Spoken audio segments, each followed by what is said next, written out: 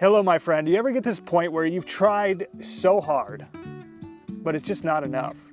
And no matter how much you work at it, it's never enough.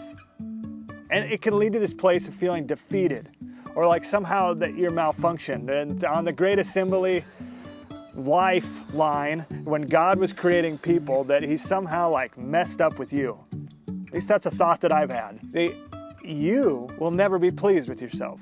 I know this because that's true in my life. Like, no matter how much I've worked at something, my brain will point out all my flaws, everything wrong. And it's like the last place that we should turn to for validation and acceptance is our thoughts. But sometimes they become so overwhelming that it's what we look to. How do we get our way out of that? Number one is to recognize your thoughts and feelings. They matter, but they aren't truth. They aren't. And we have to accept that Scripture is true. So when our thoughts and feelings do not align with Scripture, we are wrong, not Scripture. This is the foundation of what we stand on. And when we do not have that foundation, then we can go this way and that way and zigzag all over the place. I mean, I am like a squirrel dodging tires with my emotions and thoughts. And it goes, it is not a stable foundation.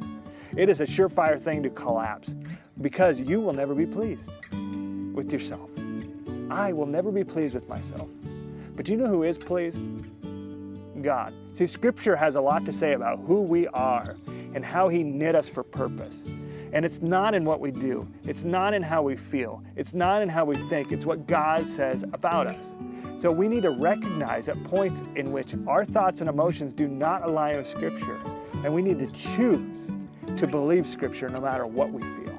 See, in those moments, it can be tempting just to go, oh, it doesn't align, so I'm just gonna na. And that does not work. Like, it didn't work when we were 2, and it doesn't work now that I'm in my 40s. Like, this whole I'm not gonna listen to myself. I mean, you can't escape yourself. It's constant. Like, I've tried to separate from my brain. Some would say I was succeeded. but my emotions and feelings and thoughts, they go with you. So how do we get out of that trap so that we can be on that firm foundation? It's first to notice that we are believing things that do not align with Scripture. And then it's to confess those.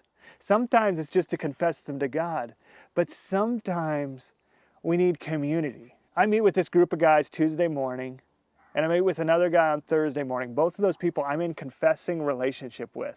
And sometimes I'm confessing wrong action. Oftentimes I'm having to confess wrong thinking. So notice that your thoughts do not align with Scripture. Confess them. God, I'm believing this lie. Or, hey guys, I'm believing this lie, and I need your help to overcome this. Can you pray for me in this area? So confess. And then run from it. Run from it. Like, it's going to be tempting to like mess around with it or stay in there. Like, I have this weird habit, don't tell anyone, but it's that when I'm not doing well, I listen to sad music. It's really effective in staying stuck. And instead, what I've realized is I have to run from those feelings, run from those thoughts. And how I run from them is I literally run. Like, I go for a run, by the way. And I can't run away from myself, but over time, my state can change. Or I turn on worship music instead of that sad music. I run from it. I choose to do things that get me out of those thoughts, get me out of those feelings, and into Scripture, and into what God says. But there's also some other habits that you can do, and one of them is to do benevolent detachment, to let go of those thoughts. And then number 2, listening prayer.